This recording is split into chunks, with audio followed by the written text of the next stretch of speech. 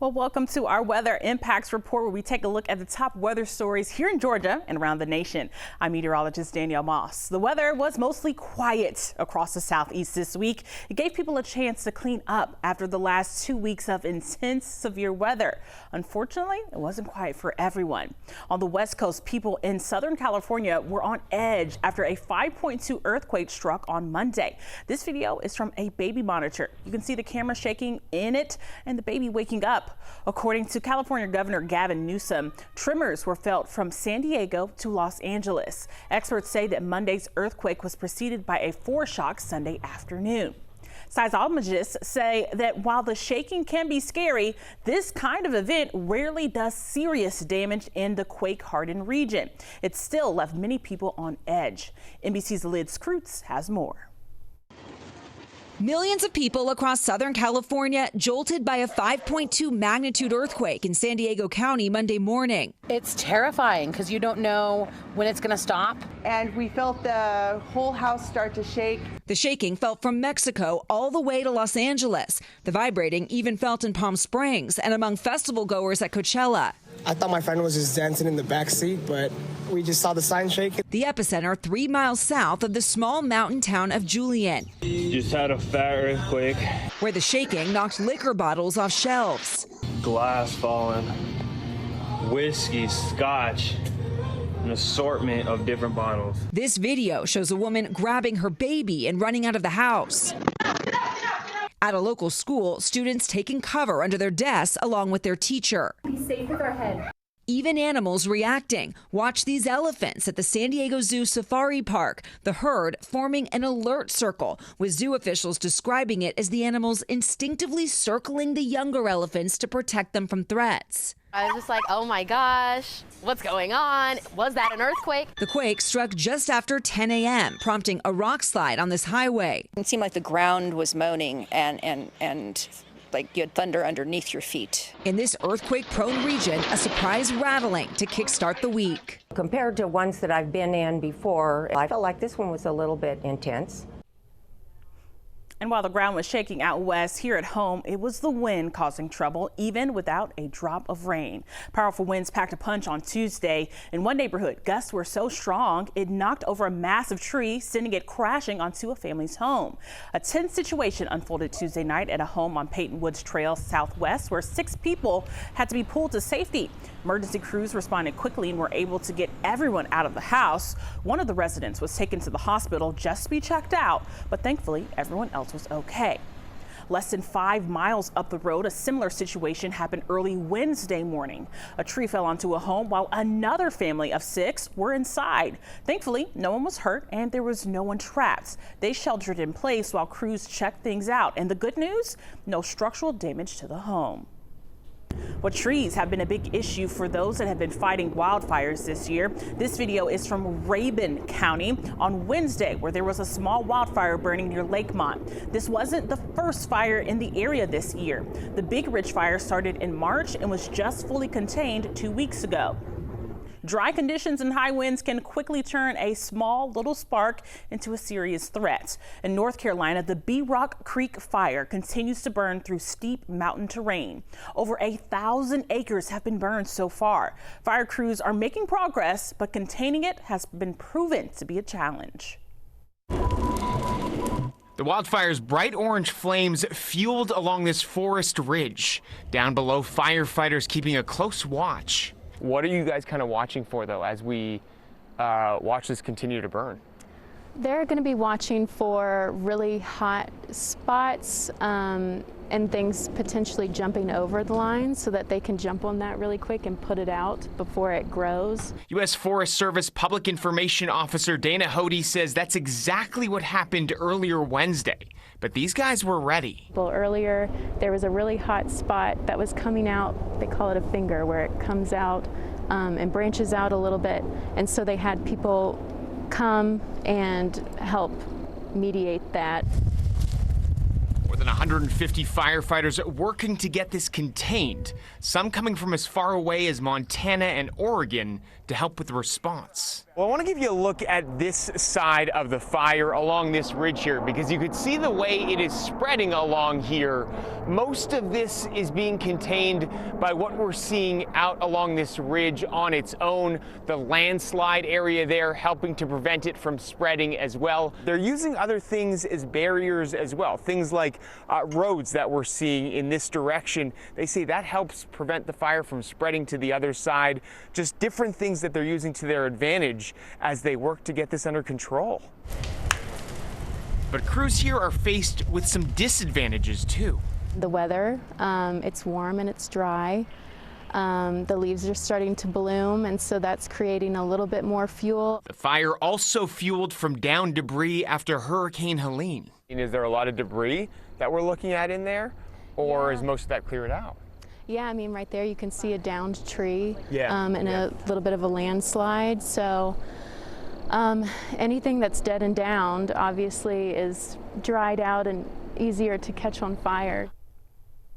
Well, the springtime temperatures may be very nice, but it usually comes with an uptick in tornado activity.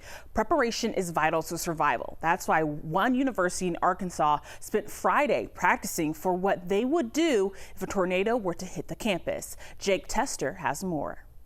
If we do have the unfortunate luck of having something happen here, we're more prepared and able to respond to all the needs that may come our way. Tornado disaster in effect for the ASUN Jonesboro campus.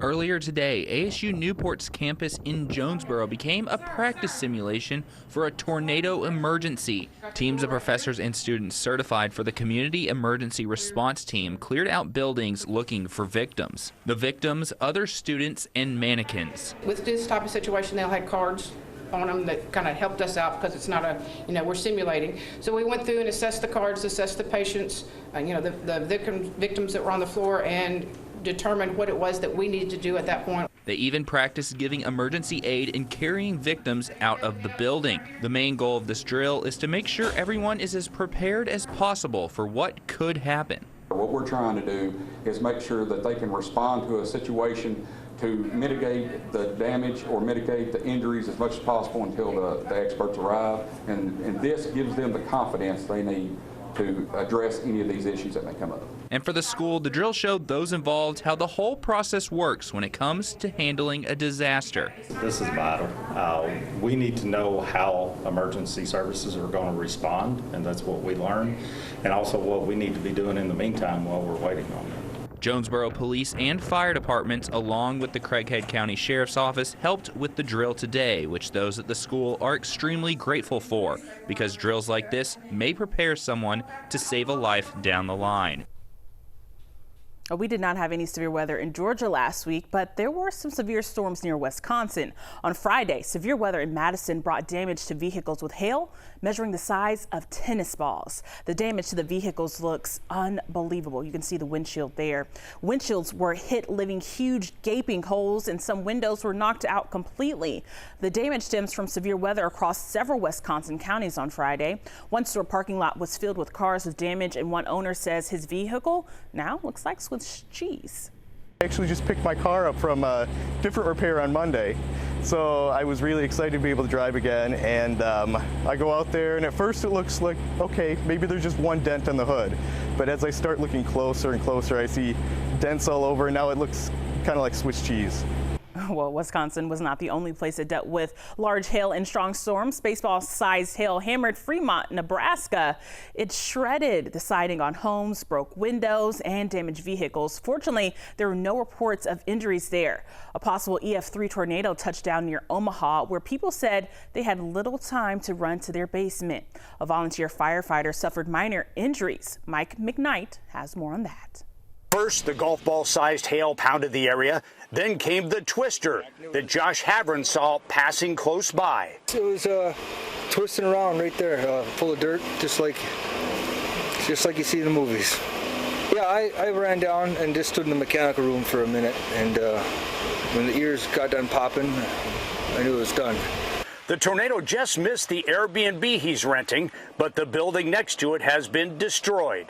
Inside was a pickup and a home-based Amazon business packed full of merchandise that Kathy Peterson sells online. This is what I did for the last 10 years, is build it all the way up to,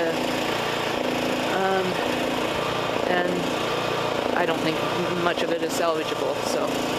Kathy and her husband Mark own both houses on either side of the destroyed business. Neither home seemed to suffer severe damage, but a neighbor a mile west lost their house. The roof is completely gone. Fire crews warn of down lines, and you can see the path of the tornado. No reports of injuries, and the Petersons' dog rode out the storm on a deck just yards from the passing tornado. I was in a bit of a panic because my dog, like I said, my dog was outside on the porch, and she lived through it. How is a blessing. Ironically, Josh is renting the house while working for a damage restoration company from Minnesota. Little did he know he would be left with work to do so close to where he's living. Well, a second strong front came through Saturday night, this time dropping a tornado in the small town of Ada, Oklahoma on Saturday, destroying several businesses. This was not the first time this has happened this year. Braden Bates has more.